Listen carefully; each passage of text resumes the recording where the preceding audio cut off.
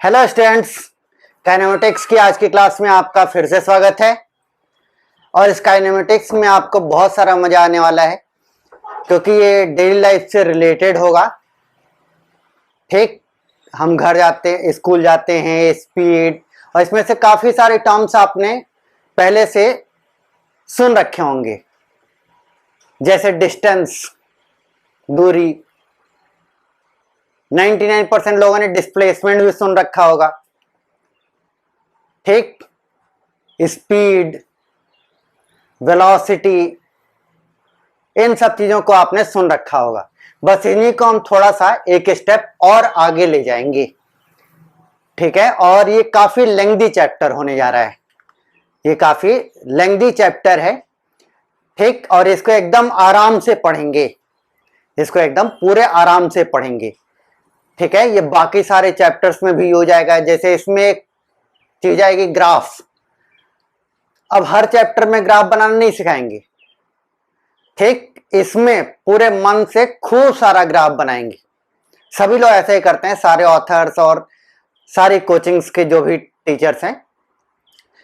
ठीक है, पूरे फिजिक्स के हर चैप्टर में ग्राफ नहीं बनाते हैं। क्या करते हैं, काइनेमेटिक्स में खूब सारा ग्राफ बनाना सिखा देते हैं बच्चों को, और बाकी चैप्टर्स में बच्चे अपने आप बना लेते हैं। इसी प्रकार से एक टॉपिक आएगा डिफरेंशिएशन इंटीग्रेशन।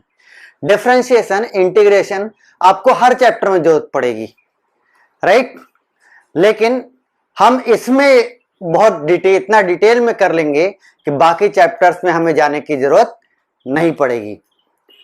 ठीक है, इसी में हम लोग पढ़ेंगे मोशन एंड ग्रेविटी। आप लोगों ने 9th-10th में पढ़ा होगा, बॉल को ऊपर फेंकते हैं तो उस पर एक्सेलरेशन ड्यू टू ग्रेविटी नीचे की तरफ लगता है। ठीक, तो ये सब पढ़ेंगे, और एकदम बेसिक लेवल से स्टार्ट करके, मतलब एकदम स्कूल लेवल से स्टार्ट करते हुए और फिर जेई मेंस नीट के लेवल पर आते हुए पूरे एडवांस के लेवल तक जाएंगे। कोटा ओटा में जितना भी कॉन्सेप्ट, सब कुछ, जितना भी कुछ पढ़ाया जाता है वो सब कुछ कवर करने का प्रयास करेंगे। ठीक, तो एकदम 11th क्लास का बच्चा, एकदम 11th क्लास का बच्चा इसे आराम से देखकर सीख सकता है। ठीक, और जो लोग एडवांस की प्रिपरेशन कर रहे हैं, आईआईटी जेईई या मेंस या नीट की प्रिपरेशन कर रहे हैं, उनके लिए भी ये लेक्चर काफी यूजफुल होगा। ठीक, जब शुरुआत में बेसिक्स बता रहे होंगे उसको आप थोड़ा थोड़ा स्किप कर सकते हैं, राइट। ठीक, तो चलिए फिर स्टार्ट करते हैं। काइनेमेटिक्स।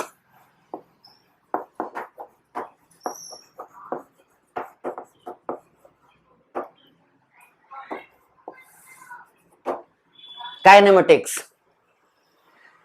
ठीक, तो काइनेमेटिक्स मतलब study of motion, study of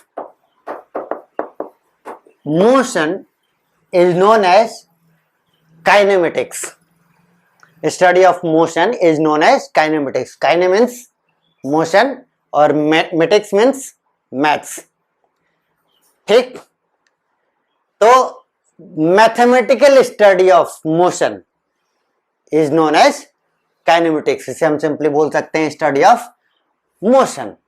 अब देखिए, किसी भी चीज को स्टडी करने के लिए फिजिक्स में, किसी भी चीज को स्टडी करने के लिए कुछ टर्म्स पहले डिफाइन करने पड़ते हैं। कुछ टर्म्स पहले डिफाइन करने पड़ते हैं, जिन टर्म्स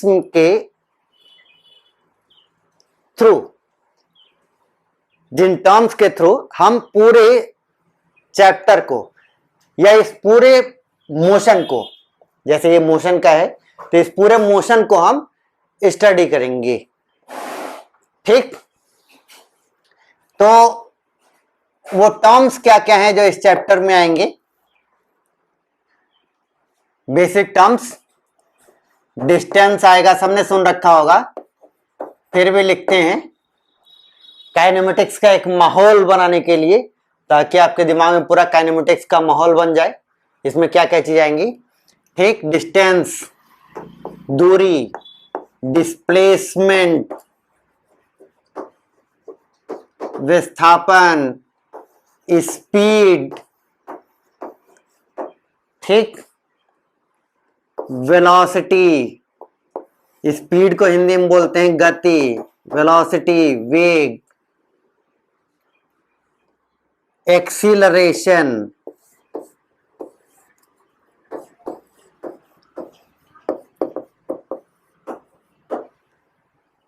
ठीक है। ये टर्म्स आपके इस चैप्टर में आएंगे, राइट। और फिर इन तीनों चीजों में दो और चीजें आएंगी। एक होगा आपका इंस्टेंटेनियस, घबराएं नहीं, ये सब कुछ हम बहुत डिटेल में बताएंगे, बहुत डिटेल में बताएंगे। हम बस चैप्टर के कैरेक्टर्स को इंट्रोड्यूस कर रहे हैं। जैसे कोई ड्रामा वगैरह की बड़ी सी बुक आप देखते होंगे ना, तो सबसे पहले उसमें हर एक कैरेक्टर को बताया जाता है, ठीक। जैसे रामायण है, तो इसको एक ड्रामा के रूप में लिखा जाएगा, तो सबसे पहले ये डिस्क्राइब किया जाएगा कि दशरथ अयोध्या के राजा हैं, रावण वहां का राजा है, उसका कैरेक्टर क्या है, वो बहुत दुष्ट है वगैरह वगैरह, ये अच्छा है, इसका काम क्या है, उसका काम क्या है, फिर पूरी कहानी लिखी जाती है ड्रामा में। तो इस ड्रामा का के ये कैरेक्टर्स, ठीक, इंस्टेंटेनियस एंड एवरेज, ठीक। इंस्टेंटेनियस आपका नया कॉन्सेप्ट है, बाकी 99% लोग distance, displacement, speed, velocity, acceleration और एवरेज से वाकिफ होंगे। Average speed, average velocity, average acceleration, average speed वगैरह तो आम आदमी भी जानता है जो फिजिक्स नहीं पढ़ता है, ठीक। तो इन टर्म्स के थ्रू हम समझेंगे।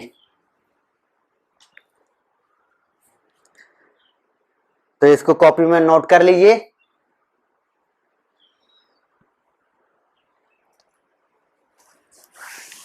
अब देखिए क्या है, स्टार्ट करते हैं। सबसे पहले मैं इन टर्म्स या इन कैरेक्टर्स को ही डिस्क्राइब करने से चैप्टर को स्टार्ट करूंगा, ठीक। जो भी distance, displacement, speed, velocity, average, instantaneous, acceleration, ये सब को डिस्क्राइब करने से ही चैप्टर को स्टार्ट करूंगा, ठीक। और इनको डिस्क्राइब करूंगा, इनके डेफिनेशन बताऊंगा, इनको मैथमेटिकली कैसे फाइंड करते हैं इसको बताऊंगा, इसका यूज क्या है, ठीक, प्रैक्टिकल लाइफ में ये सब कुछ बताऊंगा। और इन सब कुछ को आप एकदम बहुत अच्छे से, खासकर एक 11th क्लास वाले बच्चे एकदम ध्यान से सुनेंगे, पढ़ेंगे, ठीक, और प्रॉपरली नोट्स बनाएंगे, ठीक। उसके बाद हम स्टडी शुरू करेंगे किसकी, मोशन की। पहले कैरेक्टर्स को तो हर चीज को जान लीजिए कि एक्सेलरेशन क्या होता है, वेलोसिटी क्या होती है, रिवर्स ऑर्डर में जा रहा हूं, स्पीड क्या होता है, ठीक, इनको कैसे कैलकुलेट करते हैं। और फिर हम उसके बाद स्टार्ट करेंगे स्टडी ऑफ मोशन। पहले कैरेक्टर्स को जान लेंगे तभी ना उसके बाद हम पढ़ेंगे, ठीक। जिन टर्म्स पर बेस्ड है पूरा चैप्टर, उन टर्म्स को हम पहले बहुत अच्छी तरह से सीख लेंगे, ठीक। उसी के बाद हम पढ़ सकते हैं, उसमें 2-4 लेक्चर लग जाएगा, ठीक। तो हम सबसे पहले स्टार्ट करते हैं distance and displacement. Distance and displacement, इन दोनों ही टर्म्स को 99% बच्चे पहले से जानते होंगे, ठीक। और डिस्प्लेसमेंट को तो हर बच्चा जानता होगा, 100% बच्चा जानता होगा। भाई जो फिजिक्स नहीं जानता या ये कहो कि जो पढ़ा लिखा भी नहीं है वो भी तो डिस्टेंस जानता है ना, कि भाई स्टेशन 10 किलोमीटर दूर है, बनारस से कानपुर 400 किलोमीटर दूर है, ठीक, मार्केट 2 किलोमीटर दूर है, यही तो है ना डिस्टेंस, राइट। तो डिस्टेंस तो हर बच्चा जानता है, ठीक। डिस्प्लेसमेंट भी डिफाइन किया गया होगा 9th-10th क्लास में, राइट। परंतु हम फिर भी उसको और अच्छी तरह से और एक स्टेप और आगे ले आके देखेंगे। अब देखिए क्या है कि सपोज करिए कि एक पार्क, पूरा खुला मैदान, कहीं भी आप चल फिर सकते हैं, कोई रोक टोक नहीं, ठीक। यहां पर एक पोल है और यहां पर एक पोल, ठीक है। और हम स्टडी करना चाहते हैं मोशन ऑफ एनीथिंग, या बच्चा बोले तो ज्यादा अच्छा रहेगा कि मोशन ऑफ अ चाइल्ड और any child between this position and this position, right. तो जहां से मोशन की स्टडी की शुरुआत होगी, जहां से मोशन के स्टडी की शुरुआत होगी उसे हम बोलते हैं इनिशियल पोजीशन, उसे हम बोलते हैं इनिशियल पोजीशन, ठीक। और जहां पर जिस मोशन को हम स्टडी कर रहे हैं उस मोशन का, वो मोशन खत्म जहां पर होगा उसे हम बोलते हैं फाइनल पोजीशन, उसे हम बोलते हैं फाइनल पोजीशन, राइट, ठीक। तो सपोज इस इनिशियल पोजीशन से फाइनल पोजीशन तक एक बच्चा इस रास्ते से गया, एक बच्चा इस रास्ते से गया, एक बच्चा इस रास्ते से गया, ठीक। बहुत सारे रास्ते हो सकते, पार्क है ना, इस पॉइंट से इस पॉइंट तक पहुंचने के बहुत सारे रास्ते हो सकते हैं, ठीक। तो बहुत सारे पाथ हो सकते हैं। And length of path, and length of path, ठीक, between initial position and final position is known as distance. Length of path between initial position and final position is known as distance, ठीक। तो distance की definition को note कर लेते हैं, ठीक है। डिस्टेंस क्या हो गया, लेंथ ऑफ पाथ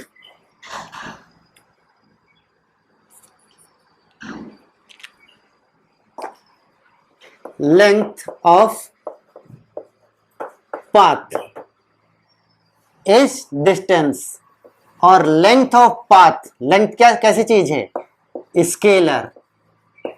तो distance is very simple, distance is very simple, ठीक।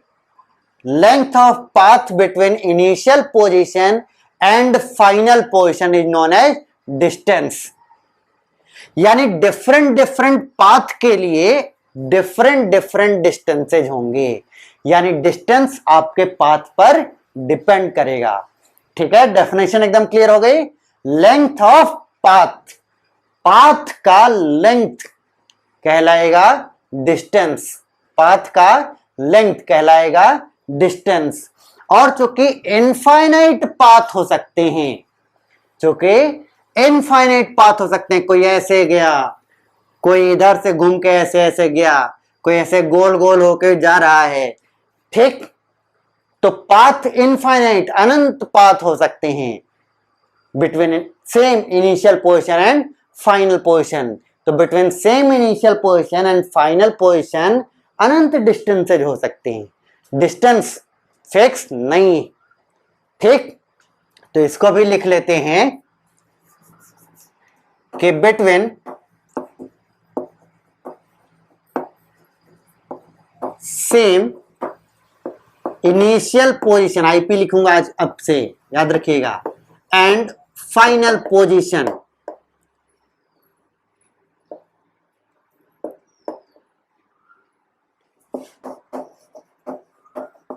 there can be infinite paths, right, infinite path हो सकते हैं। ठीक है, एंड इनफाइनाइट डिस्टेंसेस। ठीक, between same initial position final position there can be infinite path, अनंत path हो सकते हैं, तो अनंत डिस्टेंसेज हो सकते हैं between same initial position and final position. ठीक, जैसे बनारस से दिल्ली, बनारस से दिल्ली आप बाई कार जाएंगे तो अलग डिस्टेंस आएगा, बाई ट्रेन जाएंगे अलग डिस्टेंस आएगा, बाई प्लेन जाएंगे अलग डिस्टेंस आएगा, राइट। ठीक, ये तो सिंपल 3 डिस्टेंस यही हो गए। कि कहीं पूछे कि भाई बनारस से दिल्ली का डिस्टेंस कितना है, तो पहले तो उससे आज के बाद ये पूछना है कि भाई किस पाथ की बात आप कर रहे हैं, बाई रोड की बात कर रहे हैं, बाई रेल की बात कर रहे हैं, बाई रेलवे ट्रैक, ठीक, बाई एयर की बात कर रहे हैं। इन तीनों पाथ पर अलग अलग डिस्टेंस होंगे। तो between same initial position and final position there can be infinite paths, तो there can be infinite distances. ठीक, अब बात करते हैं डिस्प्लेसमेंट की, इसको आप ध्यान से सुनिएगा, right. Displacement is a vector quantity. First of all, displacement is a vector quantity. First of all, displacement is a vector quantity. ठीक, अब ये वेक्टर है, अब ये वेक्टर है तो कहां से कहां तक? A vector from initial position to final position. Displacement is a vector quantity. Displacement is a vector quantity. ठीक, और डिस्प्लेसमेंट कहां से कहां तक? Displacement is a vector quantity, a vector from initial position to final position. ठीक, तो displacement एक vector है, कहां से कहां तक? इनिशियल पोजीशन से फाइनल पोजीशन तक। ठीक, तो लिख लीजिए इसको, displacement is a vector from initial position to final position. यानी वेक्टर का टेल होगा इनिशियल पोजीशन पर और हेड होगा फाइनल पोजीशन पर। ठीक, तो displacement is a vector quantity from initial position to final position, right. तो याद रखिए कि displacement, distances between two initial positions, distances बहुत सारे हो सकते हैं, बहुत सारे पाथ हो सकते हैं between same initial position final position, बहुत सारे पाथ हो सकते हैं, तो बहुत सारे डिस्टेंसेज हो सकते हैं, परंतु डिस्प्लेसमेंट एक ही होगा। ठीक, डिस्प्लेसमेंट एक ही होगा। क्या होगा? एक ऐसा वेक्टर जिसका टेल इनिशियल पोजीशन पर और फाइनल पोजीशन और हेड फाइनल पोजीशन पर। ऐसा वेक्टर तो एक ही हो सकता है ना जिसका टेल इनिशियल पोजीशन पर और हेड फाइनल पोजीशन पर हो। ठीक, क्या ऐसे 2 वेक्टर बनाए जा सकते हैं? नहीं, राइट। तो distances between same initial position final position, distances can be many but displacement will be the only one, a vector from initial position to final position, right? A vector from initial position to final position. So displacement is a vector quantity. Displacement is a vector quantity. ये भी अलग से लिख देता हूं, हालांकि यहां पर एकदम क्लियर है। ठीक, राइट, नोट कर लीजिए इसको। वीडियो पॉज करके नोट कर लीजिए क्योंकि मैं यहाँ खड़े खड़े बोर हो जाऊंगा। ठीक है, तो distance simply length of path, distance is simply length of path and between same initial position and final position since there can be many paths, path बहुत सारे हो सकते हैं, तो between same initial position and final position distances भी बहुत सारे हो सकते हैं, राइट। और डिस्प्लेसमेंट की जहां तक बात करें तो displacement is a vector from displacement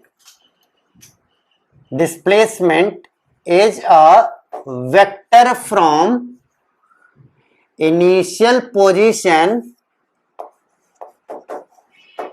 to final position,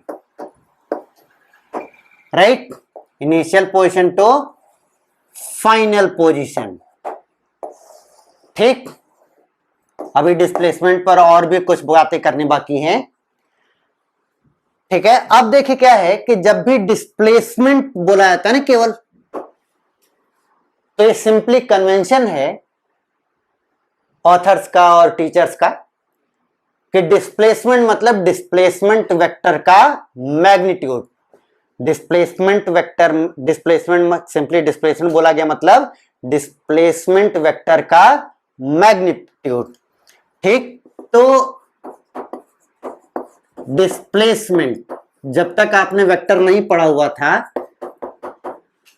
तब तक आपको डिस्प्लेसमेंट कैसे बताया जाता था, as a magnitude of displacement vector.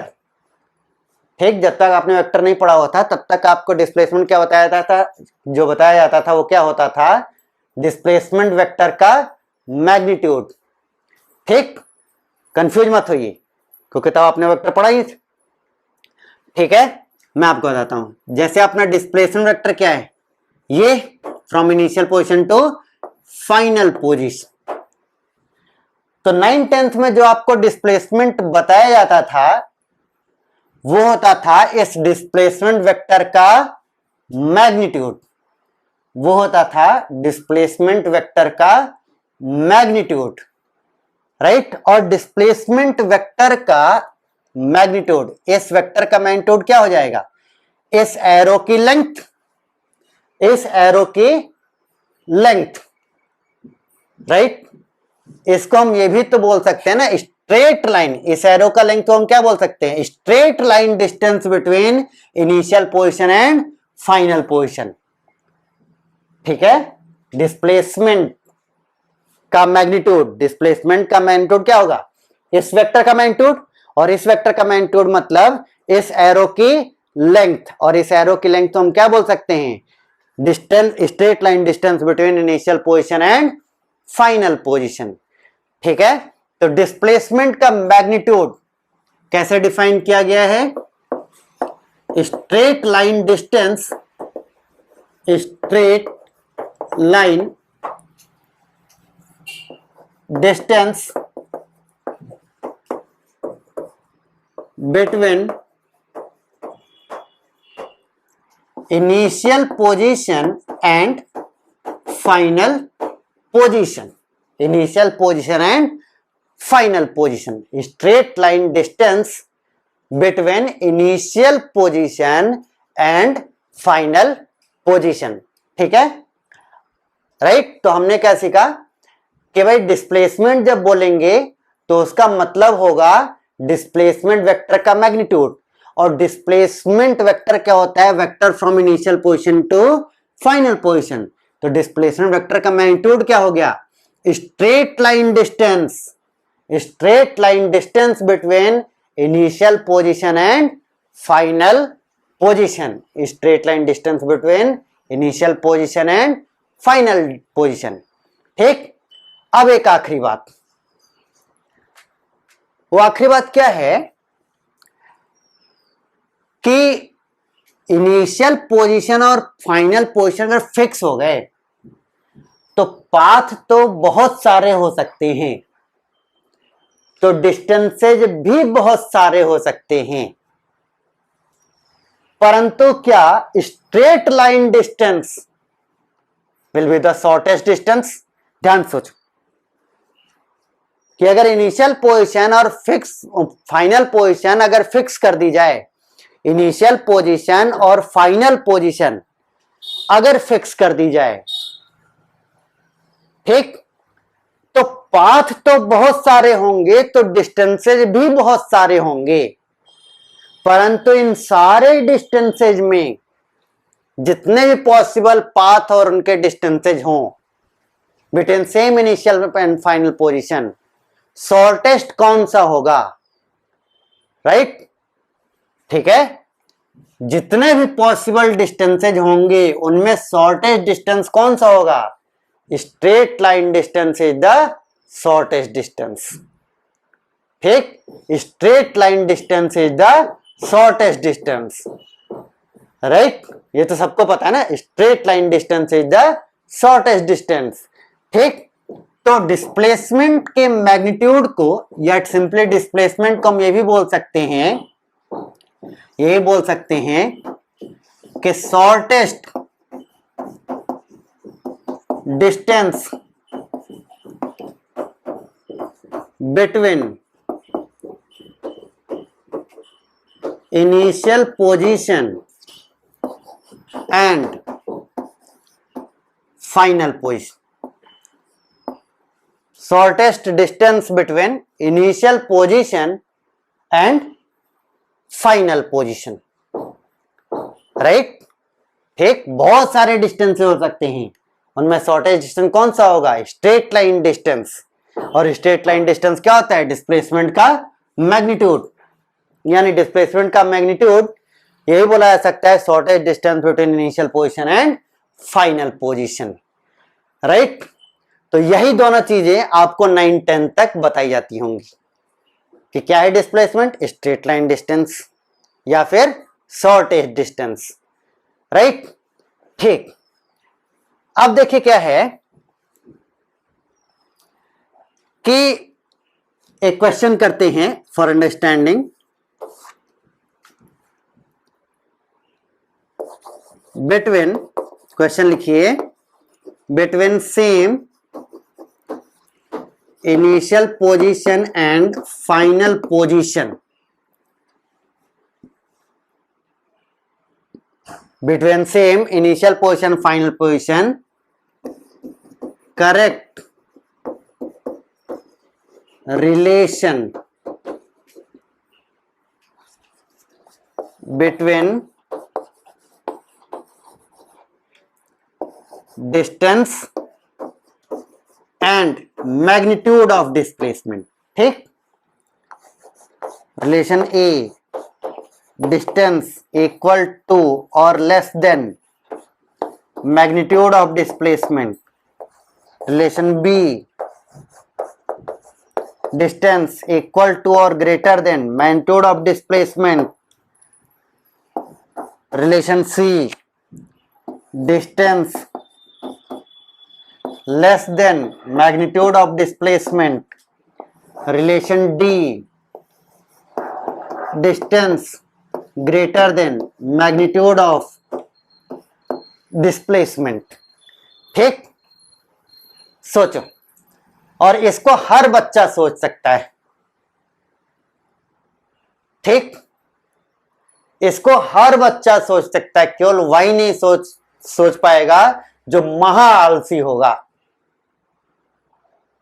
ठीक, केवल वही नहीं सोच पाएगा जो महा आलसी होगा, है ना। नहीं सोच पा रहे, पॉज करके सोचो, थोड़ा और टाइम दो, बाकी हम चलते हैं। ठीक है, तो पॉज करके सोच लीजिएगा, तभी ये पार्ट देखिएगा।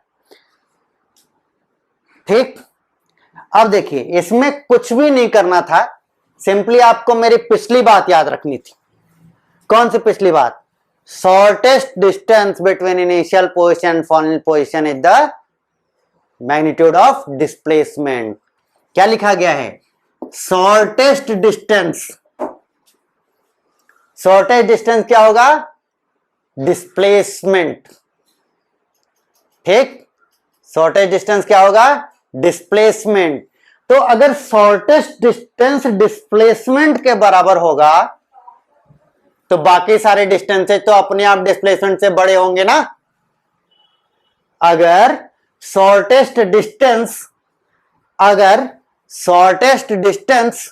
डिस्प्लेसमेंट से, अगर शॉर्टेस्ट डिस्टेंस डिस्प्लेसमेंट के बराबर होगा तो बाकी सारे डिस्टेंसेज, शॉर्टेस्ट डिस्टेंस डिस्प्लेसमेंट के बराबर होगा तो बाकी सारे डिस्टेंसेज तो डिस्प्लेसमेंट से बड़े ही होंगे ना। क्लियर है बात? ठीक, जैसे आपके क्लास में 50 बच्चे हैं, सबके डिफरेंट डिफरेंट मार्क्स आए,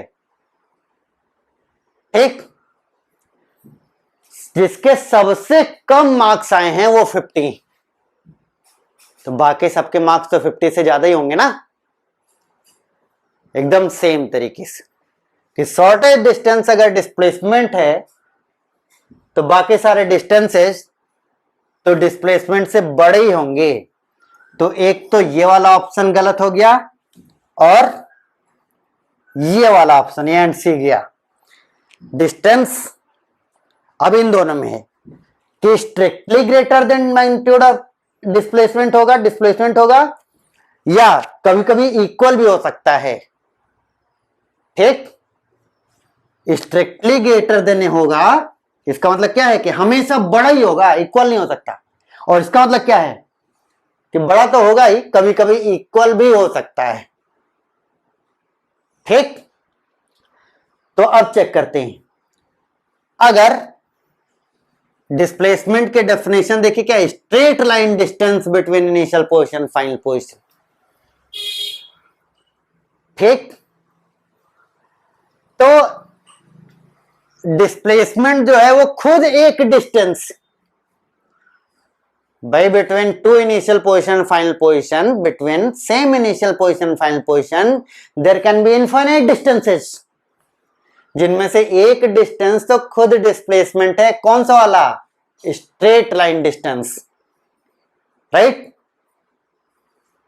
ठीक है, तो डिस्टेंस और डिस्प्लेसमेंट तो बराबर हो ही सकते हैं, राइट। डिस्टेंस और डिस्प्लेसमेंट तो बराबर हो ही सकते हैं। तो distance can be greater than displacement and may be equal to displacement. ठीक, राइट, नोट कर लीजिए, आप नोट करिए, हम इसको मिटाते हैं। आप पॉज कर सकते हैं।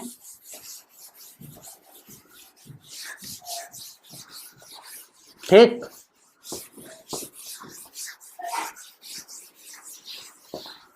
आप इस चैनल को सब्सक्राइब करिए, रे क्लासेज के चैनल को सब्सक्राइब करिए, रे क्लासेज के ऐप को डाउनलोड करिए और आपके जो भी कुछ डाउट्स हों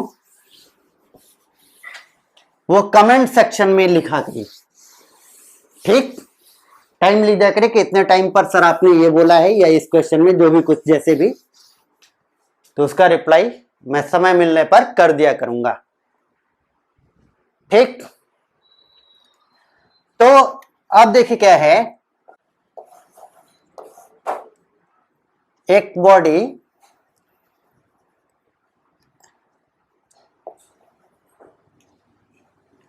लिख लीजिए question. A body moves from A to B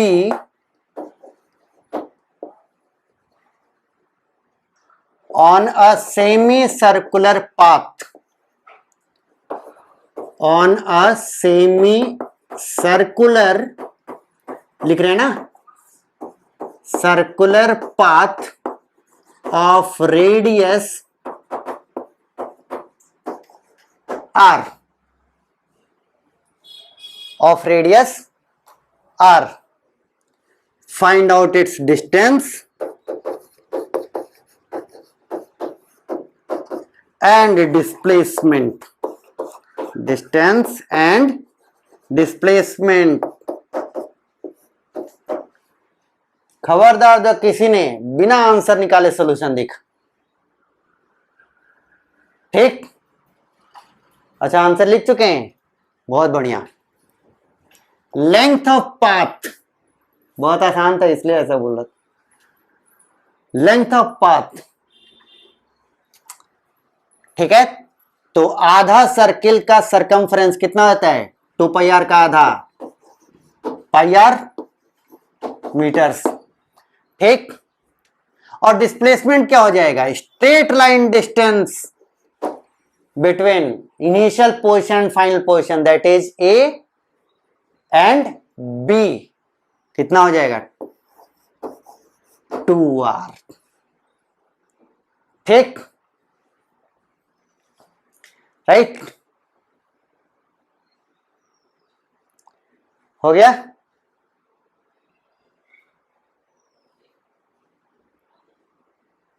note कर लीजिए।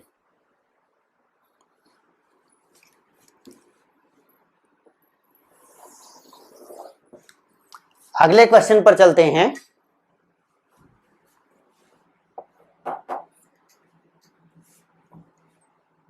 एक कैरम बोर्ड है,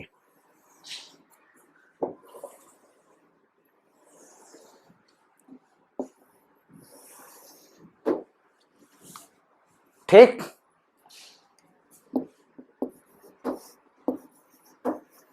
4 फीट लेंथ और 4 फीट ब्रेड्थ,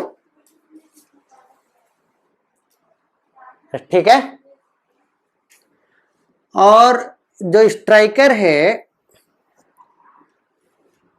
वो यहां से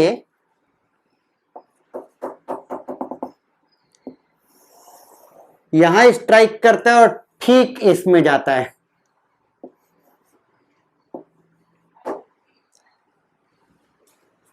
हंसो नहीं, ये गेम नहीं चल रहा है, क्वेश्चन बना रहे हैं इसलिए ऐसा फेंके हैं। गेम में ऐसा थोड़ी स्ट्राइकर मारते हैं, ठीक। हंसने लगते हैं, ठीक है। तो इस पॉइंट को मैं ए बोल देता हूं, इसको मैं बी बोल देता हूं और इसको मैं सी बोल देता हूं, राइट। और ऑब्वियसली ये मिड पॉइंट होगा, ऑब्वियसली ये मिड पॉइंट होगा, ठीक। तो अब निकालना है पहला पार्ट क्वेश्चन का, डिस्टेंस एंड डिस्प्लेसमेंट निकालना है, डिस्टेंस एंड डिस्प्लेसमेंट, ठीक। पहला part from A to B, दूसरा part from A to C, from A to B, from A to C. Question note करो, पॉज करो और पूरी मेहनत से लग जाओ, ठीक, पूरी मेहनत से लग जाओ।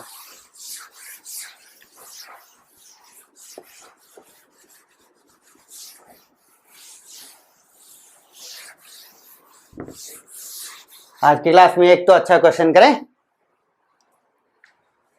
ठीक। तो अब देखो क्या है, सबने कर लिया होगा तभी ये सॉल्यूशन देखिएगा प्लीज, नहीं तो ऐसे पढ़ने से कोई फायदा नहीं है। पहला पार्ट ए से बी तक को देखा जा रहा है। तो अब देखो क्या है कि ए इनिशियल पोजीशन और बी फाइनल पोजीशन,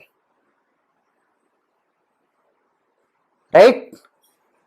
ए आपका इनिशियल पोजीशन और बी आपका फाइनल पोजीशन, ठीक। तो इसने तो स्ट्रेट लाइन पाथ अपनाया है ना, ए टू बी, यहां पर क्या अपनाया गया है? स्ट्रेट लाइन पाथ, रिवीजन भी करते रहिए, स्ट्रेट लाइन पाथ। और स्ट्रेट लाइन पाथ के केस में क्या डिस्टेंस एंड डिस्प्लेसमेंट बराबर होते हैं, ठीक, राइट, बराबर होंगे। और अब देखिए क्या है कि ये लेंथ कितनी हो गई आपकी 4 फीट, और ये पूरा आपका कितना था 4 फीट, और ये मिड पॉइंट है तो ये कितना हो जाएगा 2 फीट, राइट। ये 4 फीट, ये 2 फीट, तो ये वाली लेंथ कितनी हो जाएगी स्क्वायर रूट 4 का स्क्वायर प्लस 2 का स्क्वायर, कितना आ जाएगा 16, 4 का स्क्वायर 16 प्लस 4 20, ठीक है, तो स्क्वायर रूट 20 फीट, ठीक। इसे हम लिख सकते हैं 4 इंटू 5, तो 4 बाहर आएगा तो कितना बनेगा 2 रूट 5 फीट, राइट,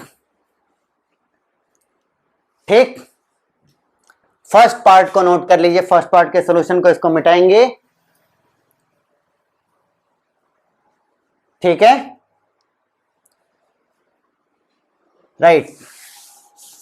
अब देखिए क्या है,